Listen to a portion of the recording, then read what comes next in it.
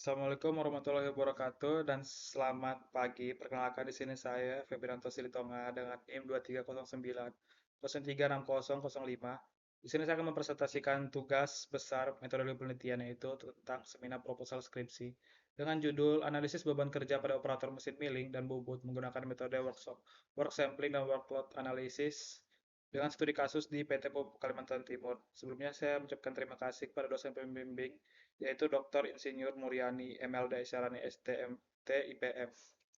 Next, di sini ada topik pembahasan yang pertama yaitu adalah latar belakang, kedua rumusan masalah, yang ketiga tujuan penelitian, yang keempat batasan masalah, yang kelima asumsi penelitian, yang keenam tinjauan pustaka, yang ketujuh penelitian terdahulu, yang ke-8 lokasi penelitian, yang ke-9 waktu penelitian, yang ke-10 diagram alih penelitian, dan yang ke-11 jadwal kegiatan.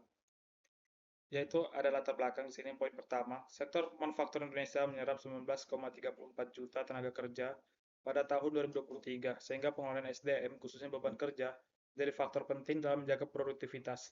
Di divisi permesinan SBUJPP PT Pupuk Kalimantan Timur, mengoperasikan mesin milling dan mesin bubut dengan sistem produksi berbasis pesanan atau order base yang menyebabkan beban kerja operator bersifat fluktuatif. Hasil observasi menunjukkan adanya tekanan waktu yang tinggi pada operator dalam menyelesaikan pekerjaan, berpotensi menimbulkan kelelahan, penurunan produktivitas, dan kesalahan kerja. Hingga saat ini belum pernah dilakukan pengukuran beban kerja secara ilmiah pada operator mesin milling dan bubut sehingga belum tersedia data sebagai dasar pengambilan keputusan. Oleh karena itu, penelitian ini menggunakan metode work sampling dan workload analysis untuk mengukur beban kerja operator serta memberikan rekomendasi perbaikan dan kebutuhan tenaga kerja. Di sini ada rumusan masalah. Yang pertama, bagaimana presentasi aktivitas produktif dan non-produktif operator mesin milling dan bubut berdasarkan metode work sampling. Yang kedua, berapa besar beban kerja yang diterima oleh setiap operator mesin milling dan bubut pada divisi permesinan. Yang ketiga, berapa jumlah tenaga kerja yang dibutuhkan pada divisi permesinan. Untuk tujuan penelitian sendiri, ada tiga. Yang pertama, untuk mengukur dan menganalisis persentase aktivitas produktif dan non-produktif operator mesin milling dan bubut menggunakan metode work sampling. Yang kedua, untuk mengetahui berapa besar beban kerja yang diterima oleh setiap operator mesin milling dan bubut pada divisi permesinan berdasarkan metode workload analysis. Yang ketiga, untuk menentukan jumlah tenaga kerja yang dibutuhkan pada divisi permesinan. Di sini ada batasan masalah. Yang pertama, penelitian tidak membahas aspek finansial perusahaan secara rinci, seperti perhitungan biaya produksi dan profit. Dan yang kedua, itu penelitian ini hanya dilakukan pada 4 operator mesin milling dan bubut yang dianggap mewakili aktivitas kerja operator pada divisi permesinan. Yang ke poin berikutnya adalah asumsi penelitian. Pertama, operator bekerja sesuai dengan jam kerja dan pembagian tugas yang berlaku di perusahaan. Yang kedua, proses produksi dan metode kerja yang digunakan relatif tetap selama periode pengamatan. Dan yang ketiga, target produksi yang ditetapkan bersifat tetap selama periode penelitian. Masuk ke landasan teori, di sini ada yang pertama beban kerja. Menurut Tahir dan Taharudin 2024, beban kerja sendiri merupakan sejumlah tugas atau aktivitas yang wajib diselesaikan oleh suatu unit organisasi maupun individu yang menduduki jabatan tertentu dalam periode waktu yang telah ditentukan.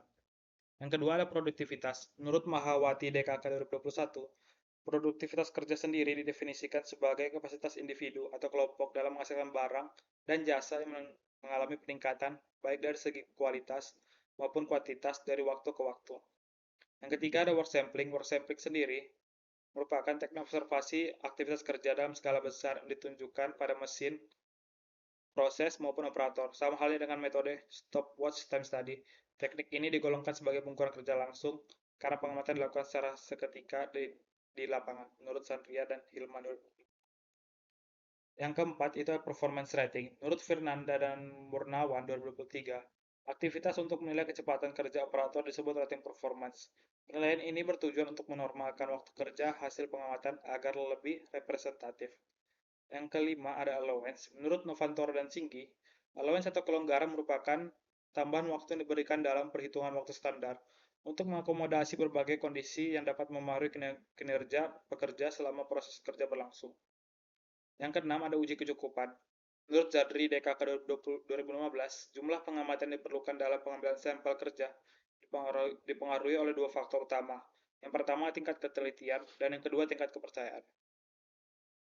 Next, ada uji keseragaman data. Menurut Zadri DKK 2015, uji keseragaman data terapkan untuk memastikan bahwa seluruh data yang telah dikumpulkan berada dalam rentang kontrol, batas kontrol atas, dan batas kontrol bawah. Apabila ditemukan data yang melewati batas, maka data yang bersangkutan harus dieliminasi karena dikategorikan sebagai data abnormal.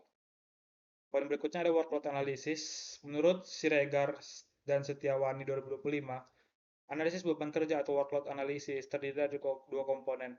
Komponen pertama adalah mengidentifikasi volume aktivitas kerja dan target tahunan pada tiap organisasi, di mana setiap aktivitas wajib memiliki satuan ukur yang jelas, sumber data valid, serta dasar pertimbangan yang konsisten. Berikutnya ada uji kecukupan data. Di sini saya memakai rumus N aksen sama dengan K pangkat 2 dalam kurung 1 kurang P per 1 S per P. Berikutnya ada uji keseragaman data. Untuk batas kendali atas dan batas kendali bawah dapat dilihat seperti yang ada di sini. Next, ada penelitian terdahulu. Di sini saya memakai 4 penelitian terdahulu. Yang pertama itu ada di tahun 2020 dengan peneliti Sobarian Seputra, Fori Handoko, dan Sony Haryanto. Itu dengan judul analisis beban kerja menggunakan metode workload analysis dalam penentuan jumlah tenaga kerja yang optimal di CV Jaya Perkasa Teknik Kota Pasuruan. Yang kedua, itu ada 2020 dengan judul analisis beban kerja dengan metode workload analysis dalam menentukan jumlah tenaga kerja optimal di PT Indo JT. Metode yang digunakan itu ada workload analysis. Yang ketiga ada di tahun 2020 dengan peneliti Dinda Harum Farhana dengan judul analisis beban kerja dalam menentukan jumlah tenaga kerja optimal dengan metode workload analysis di PT Jaya Teknik Indonesia. Metode yang digunakan sendiri ada workload analysis. Dan yang terakhir itu ada di tahun 2021 dengan peneliti yaitu Wahyu Rustinawati, Jono, dan Siti Lestariningsih dengan judul analisis beban kerja guna menentukan jumlah tenaga kerja optimal dengan metode workload analysis dan workforce analysis. Sini ada lokasi penelitian. Penelitian ini dilakukan pada PT Pupuk Kalimantan Timur. TBK yang berlokasi di Jalan James Simanjuntak nomor 1 Guntung, Kecamatan Bontang Utara, Kota Bontang, Kalimantan Timur. Dengan waktu penelitian yaitu selama 6 bulan. Penelitian ini akan dilaksanakan pada Mei 2026 sampai Oktober 2026. Di sini ada diagram alir kegiatan. Dari tahap persiapan yaitu mulai observasi dan studi literatur, kemudian ada identifikasi masalah, penentuan tujuan penelitian, batasan masalah, sampai pengumpulan data. Kemudian tahap pengumpulan data itu ada data primer dan data sekunder. Kemudian mengklasifikasikan aktivitas uji kecukupan data. Apabila cukup, itu lanjut ke uji keseragaman data.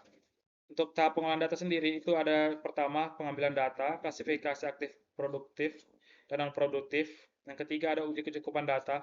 Yang keempat ada uji keseragaman data. Yang kelima ada perhitungan persentase produktif dan non produktif. Yang keenam ada penentuan rating vektor. Yang ketujuh ada penentuan allowance. Yang kedelapan ada perhitungan beban kerja dengan metode workload analysis. Yang kesembilan ada penentuan kebutuhan tenaga kerja. Kemudian kita masuk ke tahap analisis dan pembahasan. Di sini yang pertama analisis ada analisis persentase aktivitas produktif dan non produktif. Yang kedua ada analisis beban kerja masing-masing operator. Dan yang ketiga ada analisis kebutuhan tenaga kerja. Dan yang keempat ada rekomendasi perbaikan berdasarkan hasil workload analisis. Kemudian ada tahap penutup yaitu kesimpulan dan saran. Kemudian selesai. Berikut ada jadwal kegiatan saya.